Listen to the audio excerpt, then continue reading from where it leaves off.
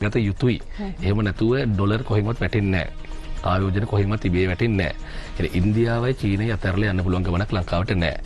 එතකොට මේ රටවල් දෙක අතර විශේෂයෙන් ඉන්දියාව චීනය ජපානය වගේ රටවල් අතර ඉතාමත් හොඳ ගනුදෙනුවකින් රටට යහපත් අන්දමේ ගනුදෙනුවකින් සහ සාධනීය ආයෝජන වගේ දේවල් ගෙන ගන්න එක ඇතුළේ තමයි මේ වැටිච්ච වලින් ලංකාව කොයිතරම් දුරට ගොඩ යනවද කියන එක රඳා පවතින්නේ. එහෙනම් ඒක කිසිම තැනක අපි ඇඹරෙන්න පැකිලෙන්න ඕනේ නැහැ.